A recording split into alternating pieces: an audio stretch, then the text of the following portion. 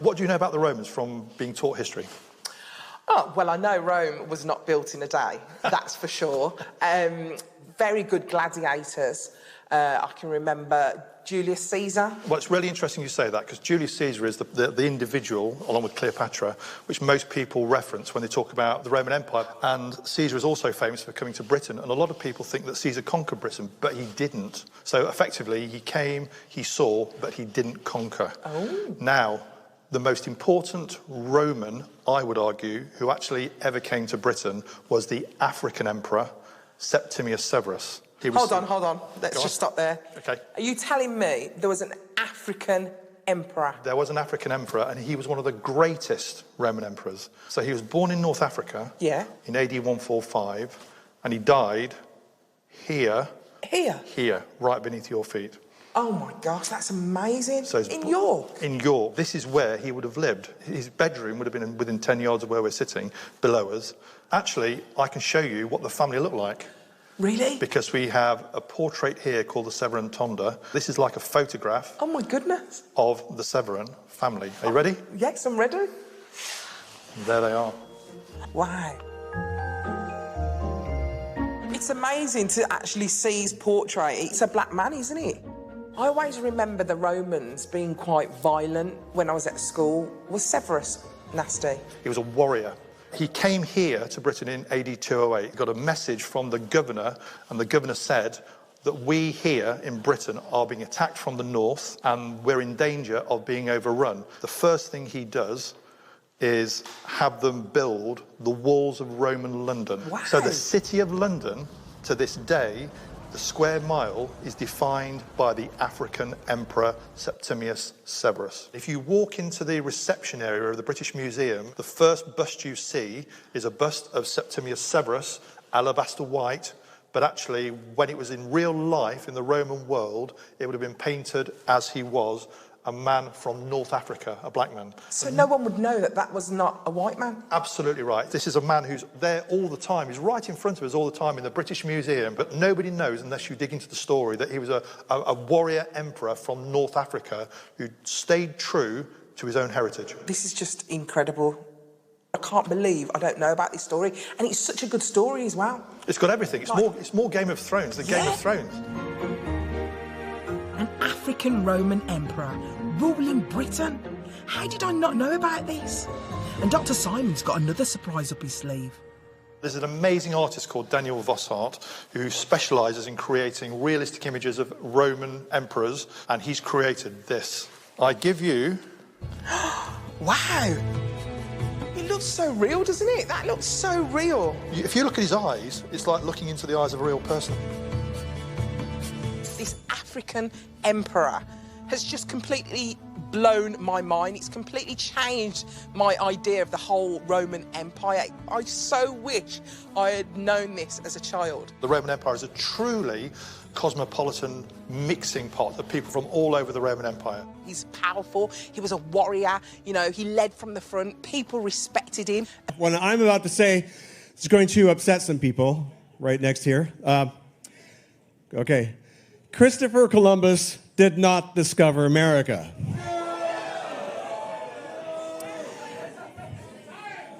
Exactly. I mean, never mind the question of like how you can discover a place where the inhabitants are watching you arrive from the shore. They weren't wearing pants. Is that what somebody said? I like that.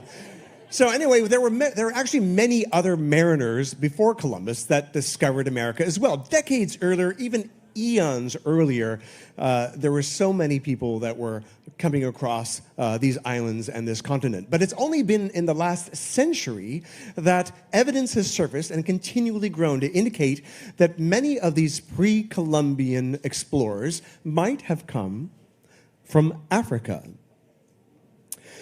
So the first scientist to promote this possibility was Leo Wiener. Born in Russia, Wiener immigrated to the United States in the late 19th century on his way to British Honduras, where he planned to open a vegetarian commune. Well, when that turned out not to be the dream job he expected, he moved back to the United States and he became a professor at Harvard University, as one does. And But in his time in Mesoamerica, he started noticing things. There are lots of things that led him to encounter certain discoveries that made him consider that possibly if the origins of American civilization might actually be in Africa. So he observed so many linguistic and botanical and other similarities that between 1920 and 1922, he published an extensive 3-volume piece called Africa and the Discovery of America. Now, unfortunately, this is the 1920s, so as yet, no serious archaeological evidence had been done to, or work had been done to support his botanical theories, because everyone knows over raiding tombs in Egypt and things like that. Nod to Howard Carter.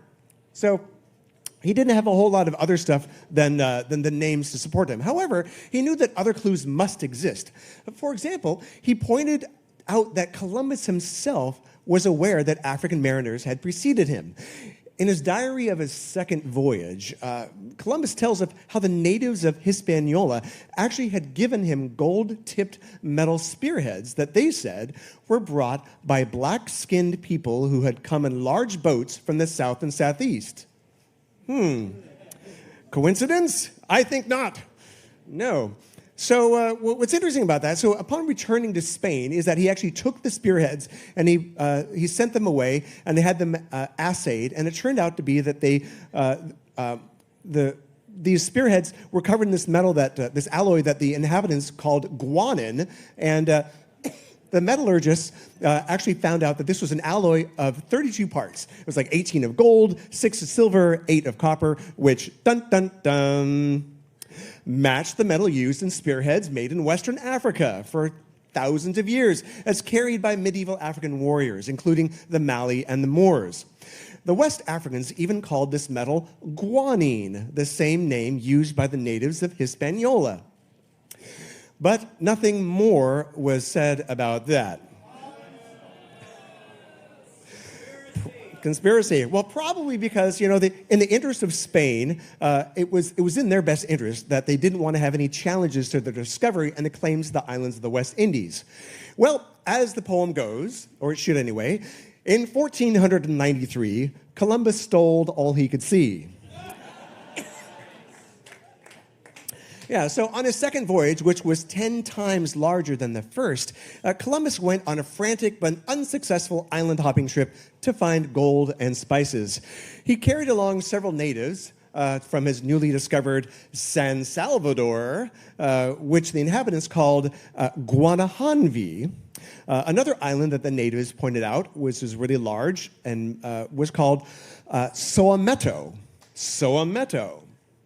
Now, Columbus continued going around whimsically renaming every island he could find. But, Leo Wiener, being the curious person and the linguist that he was, and the etymologist, he couldn't help noticing that the origin of these many place names and botanical names in Mesoamerica actually sounded distinctly like other languages in Africa, particularly Bantu and even Arabic.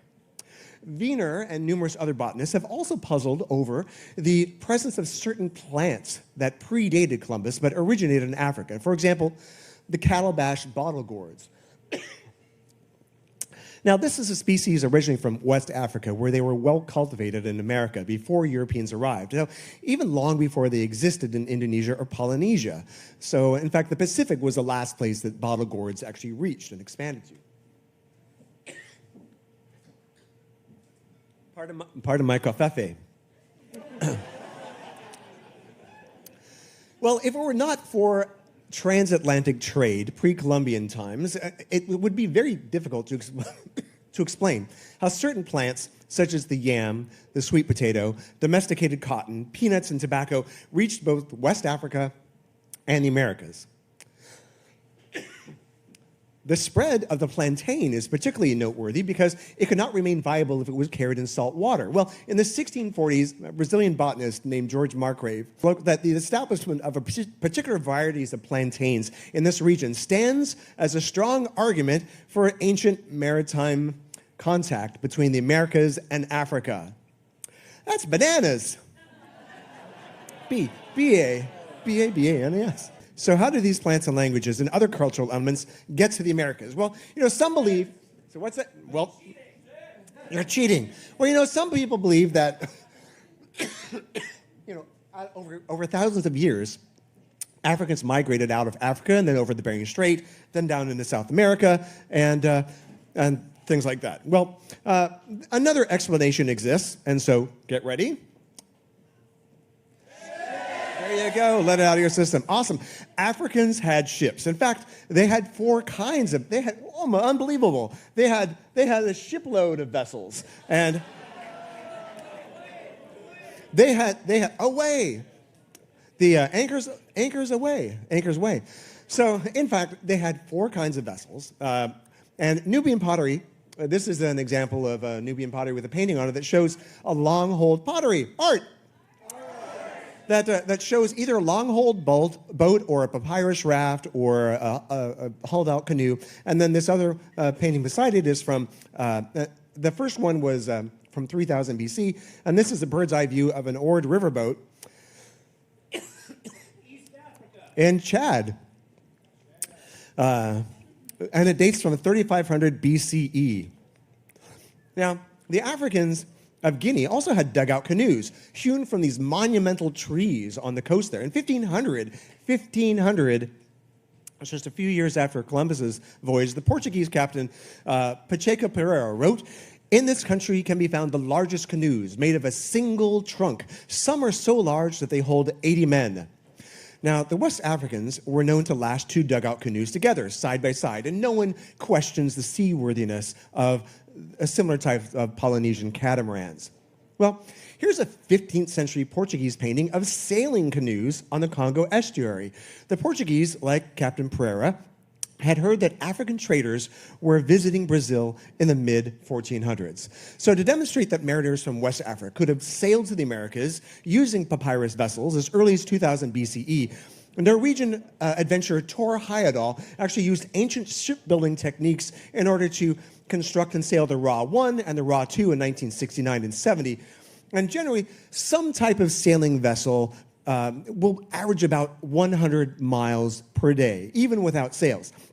And in an ocean current, something like a raft or a reed boat can average about 60 miles a day. Now, Islamic historian Amir Hajib reported that voyages west from Mali were happening in the year 1311, just 150 years before Columbus. Now, when he asked the Mali emperor, shown here, incidentally, holding a globe of the world made of solid gold, asked him, well, tell me about this rumor about Atlantic travel. And he said that his predecessor had commissioned an expedition with 200 ships filled with men and a similar number with gold and water and enough provisions for 2 years. And he said, go out and find something. And if you don't come back, so you find something or you run out of food. And unfortunately, only one ship returned, and the captain told the emperor that we sailed for a very long time until we met with what seemed like a river with a strong current flowing in the open sea. I was the last ship, and I turned where I was and did not enter the current. The others disappeared. I do not know what became of them. So, well, this story seems to describe the trade wind-driven equatorial current, or the Canary Current. Now, I apologize if anyone has any cats on their lap at the moment, but so we basically have two rivers, two circular rivers in the ocean here, and you can see it's very easy for Africans from the south and the Angola regions to come up towards the equator and going westwards, or from the western coast of Africa north of the equator to go eastwards along that same current. But you know, this Mercator projection doesn't really, in terms of cartography, boo Mercator. It really doesn't do it justice. So let me just, I did this little animation for you to show that they could have taken the Canary Current up and around, and then they go over they fall off the edge of the earth, and then they come back and they make landfall back again in Cape Verde. So it is definitely possible. So I definitely had to do that. Now, at least a dozen explorers, including Constantine Ravenous, reported seeing blacks upon reaching the New World. In fact, in 1513, Spanish explorer Vasco Núñez de Balboa, who you might know because people named a very popular dance after him,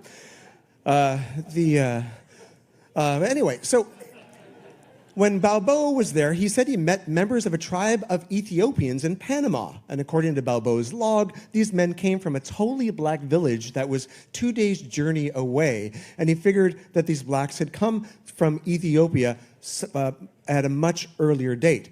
So there are also examples of physical evidence, including pre-Columbian African skeletons, which have been found throughout the Americas. Now, dating between 800 BCE and 300 CE, these murals are from the Temple of the Warriors at Chichen Itza.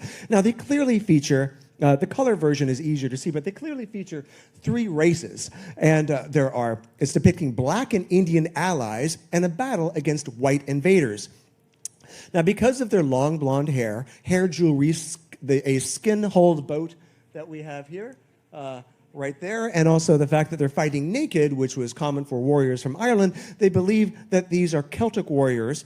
And because this mural shows that blacks are clearly fighting on the side of the Mayans, that they must have been integrated into society much longer before this painting was done in order to form that form of alliance. Now, there are numerous pre-Columbian figurines with striking similarities to ancient African artwork, and they've been found in Central and South America. In southeastern Mexico, there are 18 rock statues of heads up to 11 feet tall that are facing the ocean looking east. Now, archaeologists call them the Olmec colossal heads after the people that carved them. And they were produced for 50 to 200 years and date from at least 900 BCE when they were mysteriously buried for some reason. So now think about it. It took enormous effort to quarry these. The smallest one was 6 tons, so 6 to 50-ton blocks, to quarry them and carry them 75 miles away from the quarry, and then carve them and then erect them. These people that they modeled them after must have been important. Whoever they were, they must have been important to be remembered or obeyed or worshipped. Well, Jose Meglier Serrano, the archaeologist who first uncovered them, he pointed out that facial features look amazingly like African blacks, and they all display distinctive headgear or protective helmets. Now, however, some people think that these are actually the facial figures of overweight babies. Yeah, I think they needed to wear helmets when they were babies, if they think that. So, yeah. And then still others find it easier to believe that instead of Africans, those depicted or responsible for these sculptures, and as well as the Mesoamerican pyramids, were not African Americans, but dun dun dun. So why is it that so many people have never heard of this alternative of American discovery by the continent's nearest neighbors to the east? Racism! So, I mean, look. Now, the thing, exactly. Whoa, where'd all the continents go? So, this is... Look at how close this is. I mean, why people don't think that you could go this is closer compared to more than twice the distance that Columbus sailed. This will win a drink for you in a bar game sometime. Which state is closest to Africa? Maine. Yeah, look. See there, you got to need a globe for this. Look at that. Versus yeah, geometry. Science. There you go. So anyway, so very few Americans know this. And why is this? So having examined textbooks throughout for years up until 2018, James W. Lowen says that although some books cite the alternative possibility that Vikings, Norse, or even Irish may have reached America first, not one textbook, old or new, mentions the West Africans. So whether or not you give any credence to this admittedly controversial Afrocentric theory, it's obvious that Columbus was not the first to discover America, but the last. So why did he make such an indelible mark on Western people's minds? Well, conquest may have a lot to do with it. Right, Eurocentrism. Unlike the mundanity of perhaps thousands of years of peaceful African transatlantic trade, the quest for gold and world domination makes a much better story. And, the good Queen Isabella was so proud of her fella that she immediately equipped Columbus with 17 ships, 1,500 men, 200 cannons, crossbows, cavalry, and even 20 attack dogs for his second voyage. And another, and another. The story of Columbus remains the most widely accepted version of American discovery, most likely because it was the most recent, the most well-armed, the most documented, and the most similar in appearance to the authors of American textbooks. And one other thing that should be pointed out here is that in the years after Columbus discovered America, in 400 years, 20 million Africans were stripped from the coast of Africa, half of them dying in transit for slavery, who knows how many fleeing inland. And at the same time, within 5 years of Columbus's arrival in the New World, 90% of the indigenous population had died from disease or murder, 90%. So the fact is, that leaves few people to have a written or memory or an oral history of the seafaring of their African discoverers. Historian Samuel D. Marble wrote, as a subject for research, the possibility of African discovery of America has never been a tempting one for American historians. We choose our own history, or more accurately, we select those vistas of history that more or less kind of explain to have the promise of the greatest satisfaction for ourselves. And we have had little appetite to explore the possibility that our founding father was a black man. So nevertheless, there is considerable evidence to suggest that African mariners also participated in this great adventure, no less than Vikings, the Portuguese, Spaniards, Celts, Chinese, Polynesians, and Arabs, and others. So now I would like to raise a toast to all the discoverers of America before Columbus, wherever you may came from. May more of us discover you.